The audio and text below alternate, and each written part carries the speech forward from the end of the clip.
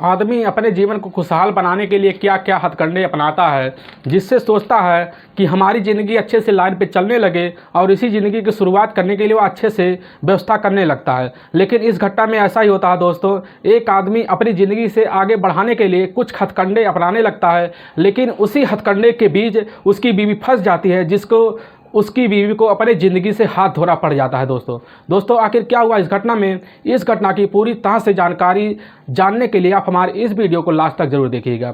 नमस्कार दोस्तों, मैं प्रदीप कुमार आपको इस टेढ़ी बात चैनल में स्वागत करता हूं। दोस्तों आज की जो घटना लेकर मैं आया हूं, यह घटना है एक सच्ची जीता जागता सबूत है। यह घटना है मध्य प्रदेश के ही राजगढ़ के, और उसी राजगढ़ जिले के पास ही पड़ता है मानाजोड़ा के पास, थाने के पास ही एक गाँव लगता है मानपुरा के पास ही थोड़ी दूर पे जाने के बाद वहाँ पर एक इलाका लगता, छोटी सी इलाका। उसी इलाके में 26 जुलाई 2022 को एक आदमी जा रहा था जिसका नाम होता है बद्री प्रसाद, और बद्री प्रसाद उसकी पत्नी होती है पूजा, और वह दोनों मिलकर रात में अपने घर के लिए वापस ही आ रहे होते हैं। उसी समय रात का 9:30 बजे का टाइम होता है। तभी पीछे से कुछ लोग निकलते हैं। वहाँ पर 3 शूटर होते हैं। मौके पर ही उस जो बद्रीनाथ होता है, बद्रीनाथ को मारने की कोशिश करते हैं। तभी अचानक ही उसकी बीवी जो होती है पूजा, वह आगे आ जाती है। उसकी बीवी को उसी समय गोली लगने से मृत हो जाती है, और वह जो बद्रीनाथ होता है तुरंत वहाँ पर बाइक रोक कर अपनी बहुत तेज़ से दहाड़े मार मार के रोने लगता है, जिससे वहाँ के लोग इकट्ठा हो जाते हैं। और जब उसकी पत्नी पूजा को लेकर अस्पताल में जाते हैं तो वहाँ पर उसको मृत घोषित कर दिया जाता है, और वहाँ पर उसका पोस्टमार्टम भी कराया जाता है। इधर पुलिस पूरी तरह से इस घटना को सुनने के बाद बद्रीनाथ से जब पूछना शुरू कर देती है, जांच करना शुरू कर देती है, तो उससे पूछती है तुम्हें किसके ऊपर शक है। तो बद्रीनाथ बताता है कि हमें गांव के मुखिया ही बेनी प्रसाद जो होते हैं उनके ऊपर शक है, क्योंकि वह हमारे ही पीछे जान धोके पड़े हुए थे। और वहाँ से लगभग 40 लोगों का नाम बेनी प्रसाद वह लेता है। जब लोगों का नाम लेता है तो पुलिस उस 50 लोगों को उसी समय अरेस्ट कर लेती है और उनसे पूछताछ करना शुरू कर देती है। जब पूछने लगती है कि तुमने ऐसा क्यों किया उन लोगों से, तो वह कहते हैं हमने यह काम किया ही नहीं, हम तो अपने घर पे थे। तो पुलिस उन पे विश्वास नहीं कर पा रही थी इस बात को। वह तो कह रही थी बेनी प्रसाद ने तुम लोगों के खिलाफ FIR किया है। तो उसी समय पुलिस उनका जो 50 लोगों का था, 50 लोगों का मोबाइल नंबर लेती है, उनका कार्ड डिटेल निकाल लेती है, और उनके जितने मोबाइल नंबर होते हैं सबको सर्विलांस पे लगा देती है, जिससे यह पता लगे कि यह नंबर इस समय था कहाँ और पहले ही कहाँ था। उनका पूरा मोबाइल ट्रेस किया जाता, पहले का भी ट्रेस किया जाता, जिससे यह पता लगता है जब उसकी पत्नी 9:30 बजे थी तो यह लोग सब अपने अपने घर पे थे, जिससे पुलिस उनसे कोई भी सबूत नहीं पाती। और उस मुखिया से जब बेनी से पूछा जाता है कि तुम उस समय कहाँ थे, तो आप बता रहे थे हम गाँव के 2 लोगों के साथ बैठ कर ही गाँव में जाके, शाम का टाइम होता है उसी समय गाँव में उनसे जाके आप बातें कर सकते हैं। जिससे पुलिस उन 2 लोगों के पास जब पहुंचती है, श्याम नाम का जो व्यक्ति था उसके पास जब पहुंचती है पुलिस, तो उनसे पूछने लगती है।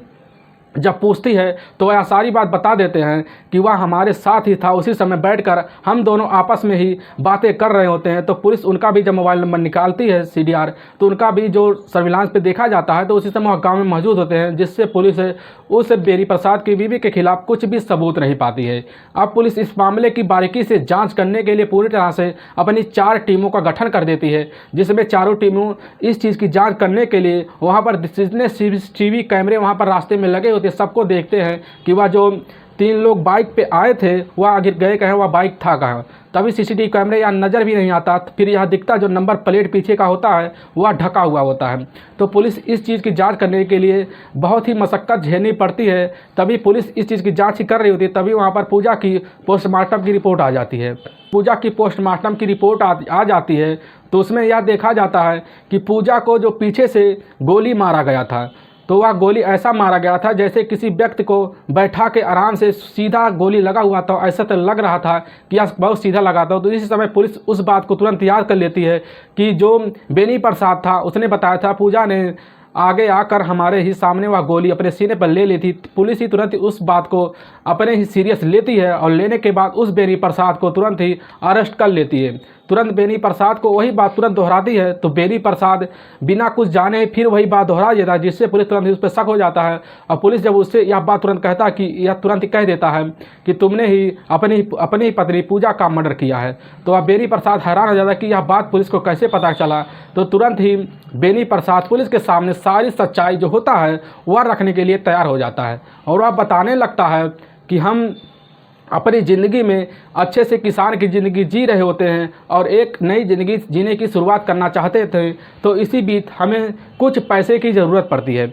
तो हम कई लोगों से लगभग किसी से 5 लाख, किसी से 2 लाख, किसी से 1 लाख रुपया कर्जा लेते हैं और जब अपनी हम बिज़नेस शुरू करना चाहते हैं तो शुरू तो करते हैं, लेकिन वह बिज़नेस फ्लॉप हो जाता है, जिससे हमें उन्हें पैसे देने में बहुत दिक्कत होता है। वह जो कर्जदार होते हैं वह हमारे घर आने लगते हैं और जो कर्जदार होते हैं तब उनका पैसा हम नहीं दे पाते हैं, जिससे वो कर्जदार हमारे मकान पे आकर बार बार हमें टार्चर करते हैं और हमें धमकी देते हैं कि तुम्हारे मकान हम गिरवी रख देंगे। तो इसी बात को चिंता लेकर हम कई दिनों तक अपनी ही ज़िंदगी से पैसे के बारे में जूझ रहे होते हैं, लेकिन यह व्यवस्था हो ही नहीं पाता है। फिर एक दिन जब हम इस ज़िंदगी से जूझ रहे होते हैं तो वहाँ पर हम एक प्लान बैठ के बनाते हैं, क्यों ना हम कोई प्लान ऐसा बनाएं जिससे हमारा सारा रास्ते का हल भी अच्छा सा हो जाए। तो आज जो उसकी पत्नी पूजा होती है, उस पत्नी के नाम पर एक एक्सीडेंटल बीमा होता है, उसके नाम से 50 लाख का एक बीमा करवा देता है वह बद्रीनाथ। तुरंत ही वहाँ से उस बीमा वाले जो LIC वाले होते तुरंत आते हैं, उस बीमा को करके चले जाते हैं।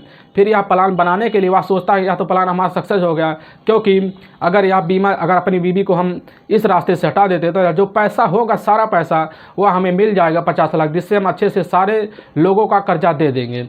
लेकिन वह यह नहीं सोच पाता कि आगे हमारे लिए क्या होने वाला है। तुरंत ही वहाँ से 3 शूटर वह व्यवस्था करता है और जो व्यवस्था करने के लिए जो पैसे होता है वह तुरंत ही उस मुखिया वहाँ जो होते हैं मदन, उनसे तुरंत ही वह जो मदन के पास के बगल में जो मुखिया होते हैं उनसे वह सारे पैसे वह लेता है कर्ज पे, और लेने के बाद उन शूटरों को पहले ही एडवांस दे देता है।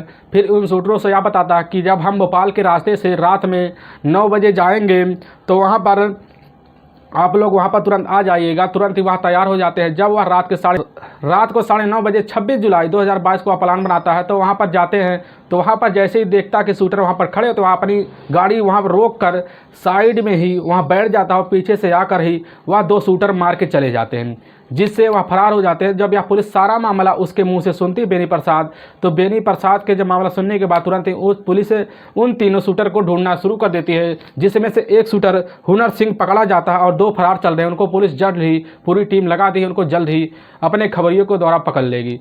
दोस्तों, फिर इस आदमी को पुलिस यह समझाती है कि तुम अपने रास्ते को हटाने के लिए, जिसमें तुम्हारे जो रोड़ा बन रहा था उसको हटाने के लिए ही अपने ही रास्ते को यह कर दिए, लेकिन अगर उन लोगों को क्यों फंसाना चाहते थे जो बीच में ना फंसने चाहते, जो निर्दोष थे। वह बता रहा था कि अगर वो लोग नहीं फंसते जिससे हम उन्हें फंसा देते, फिर वो जेल में चले जाते, जो पैसा बचता वो अपने रख लेते, क्योंकि उनसे भी हमने कर्जा ले रखा था और इस कर्जा से छुटकारा पाने के लिए हमने यह रास्ता हथकंडा अपनाया।